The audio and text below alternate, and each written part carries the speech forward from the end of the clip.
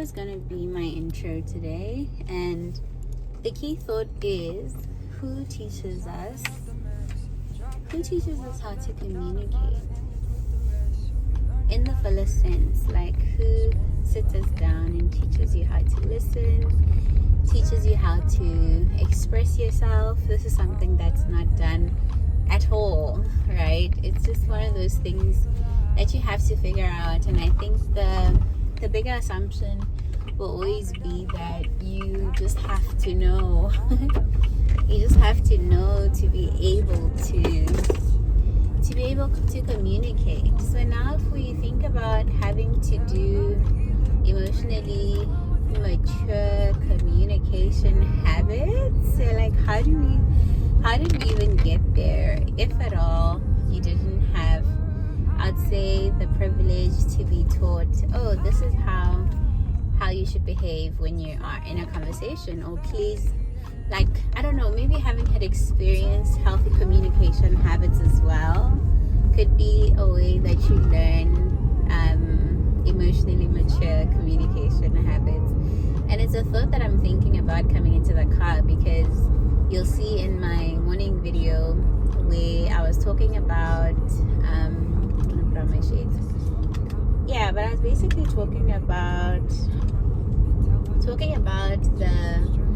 I'd say the typical emotionally immature communication habits that I have personally experienced as an individual, experienced from the perspective of me, I'm the girl who is in the defense. Me, I'm the girl given the silent treatment. Me, I'm the girl, interrupting and doing poor listening skills, So from that perspective, just thinking about it, then I'm like, but in learning how to actively listen, who sat me down and said, no, Gorata, when someone is talking to you, you need to bite your tongue, listen, and this is what you listen for.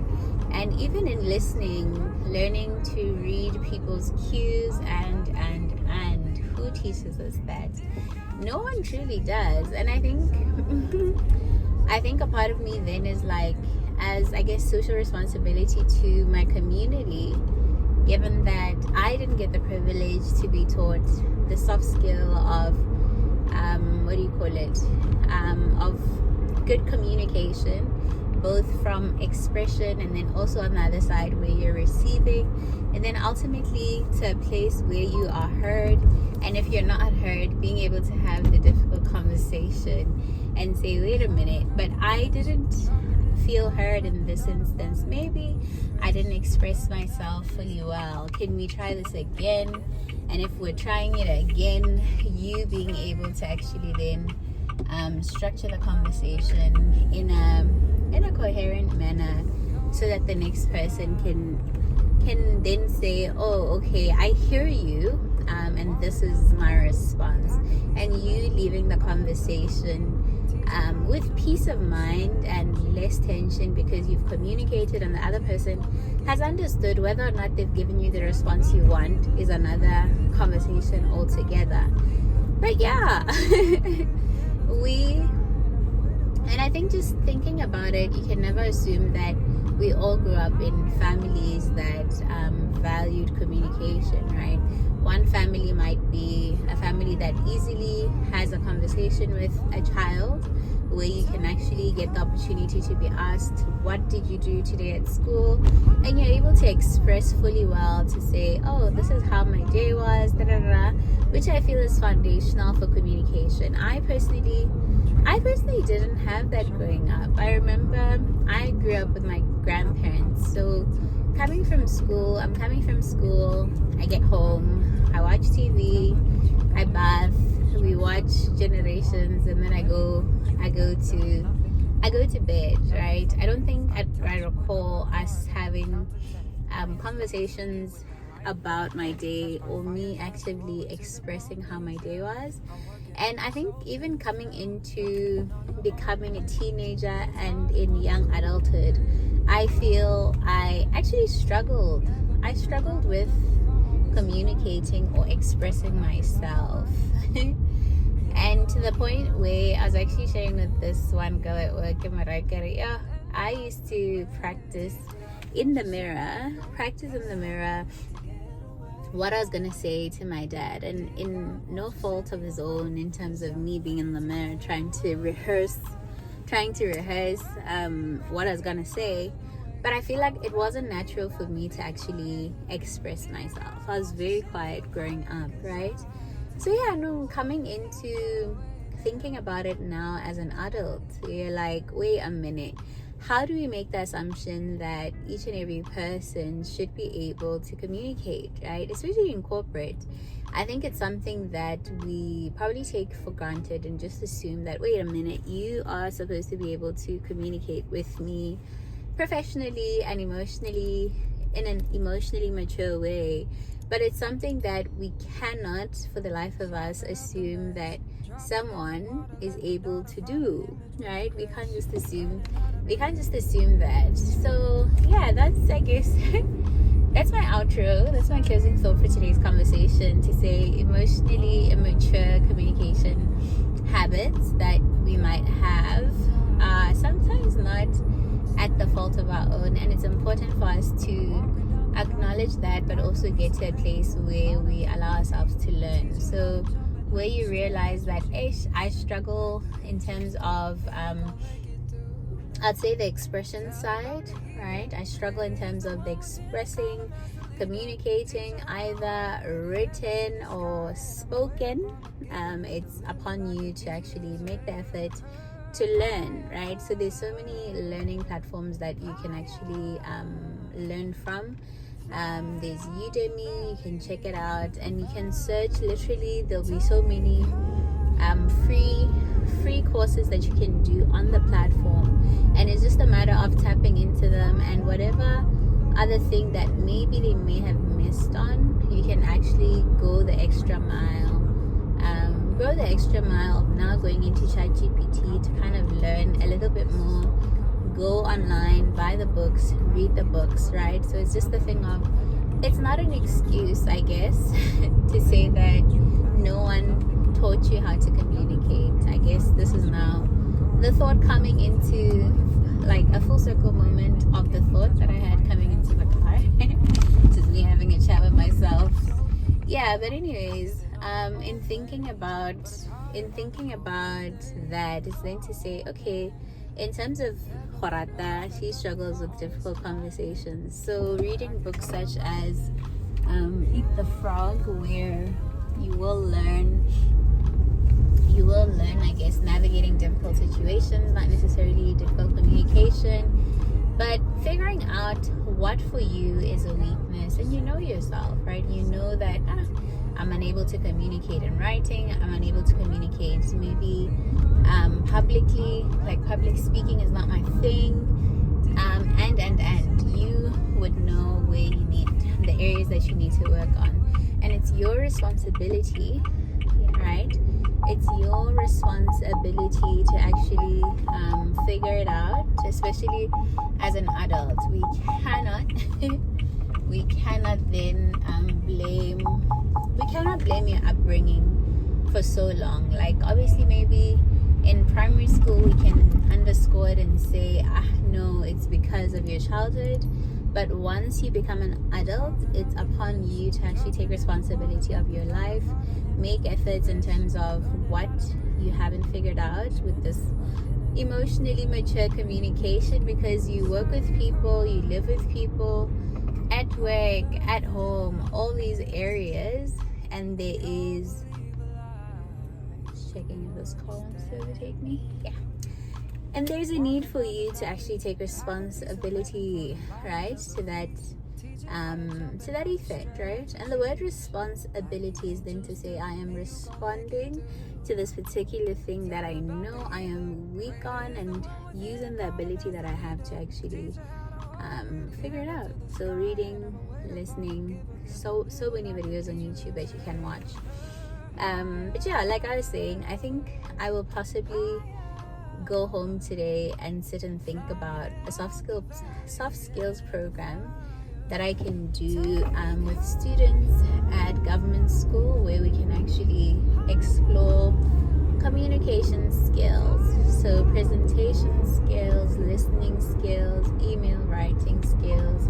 Nobody teaches us these, but it's in, I guess, just being exposed even to the slightest what do you call it, extent, will afford you the opportunity to actually show up differently, right? Just planting the seed of that particular thing. So me thinking out loud, but I'm on my lunch hour currently, and I am going to fix my nail. And I said to my nail tech, I'm going to actually just cut my nails because I feel like they're too long. So I'm gonna cut them and change the shade to my little sister's favorite color. May her soul rest in peace. Lolo's favorite color, because her birthday month is coming up this coming July. So I'm gonna do a deep fuchsia pink for my nails, just a shorter length, and then go home to my nanos. Yeah, but otherwise, I actually realized that the morning video was a bit too short. But because I've been here for 11 minutes, we're all good. We're all good. We're all good. I'll see you guys tomorrow. And I'll show you my nails in the morning. But yeah, otherwise tomorrow morning I'm gonna leave home early. And what I realized is I don't like it when it's cloudy. I just don't like the video quality, truly. But otherwise, I hope that this video was useful to you. But also let me know in the comments, like, for you, just be honest, like, reflect in the comment section and share, and share and share. I'm thinking about the fact that I said this is my outro, but it's gonna be in the middle and merging with the beginning, the actual beginning. So it's gonna be weird. You'll forgive me, right? But we catch it. But anyways, what I was gonna say is, please share your reflection in the comments in terms of your communication habits. Are they good? Are they bad? Whatever they are, I'd love to hear from you. Today's day 33. I'm so proud of myself. Otherwise, I'll see you guys in the next clip. And I'll see you guys tomorrow.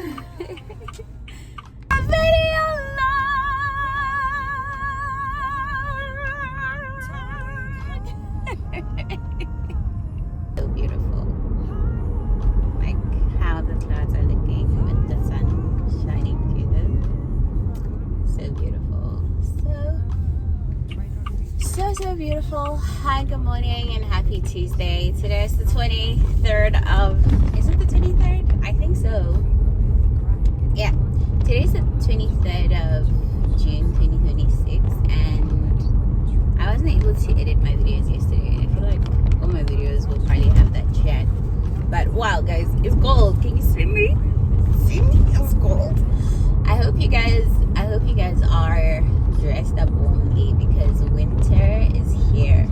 And I was saying to my husband, you know, it's always funny. It's always so funny to, like, as winter settles in, just like how summer settles in, I'm like, oh my god, it's hotter than it's ever been. Winter will also say, oh, it's colder than it's ever been in our lives. And I never understand where the chat comes from, but I guess it's because we lived through, I guess, how many months? Probably 9, if not 8 months without experiencing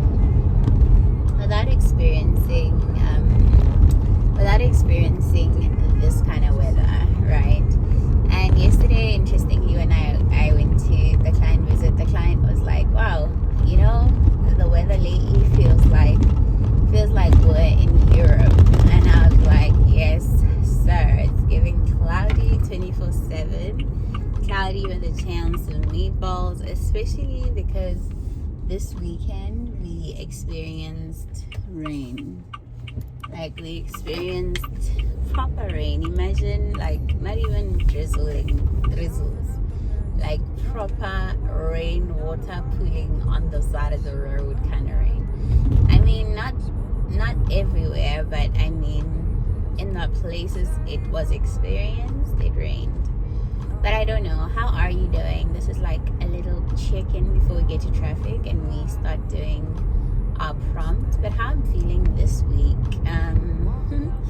I think yesterday I had to remind myself to tap into that wavelength of joy.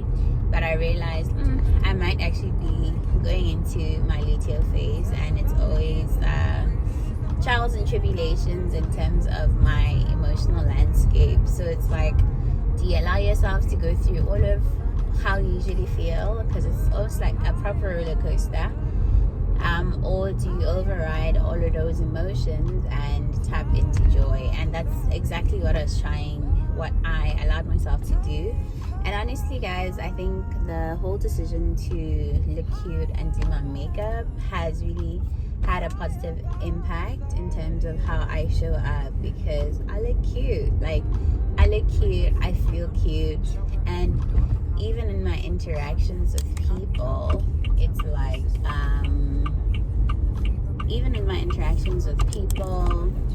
it's this character who has taken an effort to look cute, who is engaging with you. So a little confidence booster this month of June, and I hope I won't lose the momentum, because so far I've managed to do it every day I've been going to work, allowing myself, getting ready, spritz the setting spray, lay the foundation.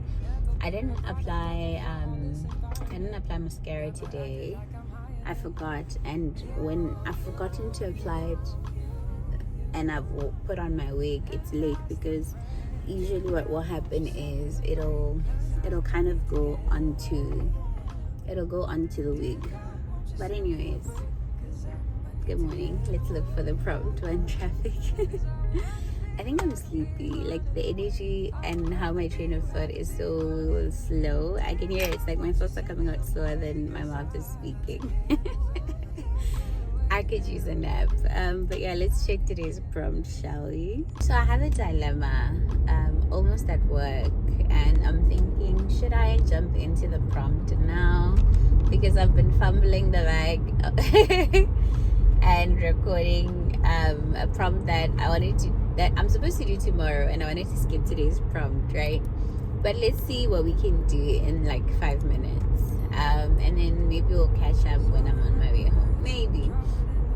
But today we're talking about emotionally immature communication habits, right? Emotionally immature communication habits, and just to name a few, you being defensive, you blaming others for your feelings, what else? Poor listening to respond and not really listening to what the person is saying, interrupting the other person.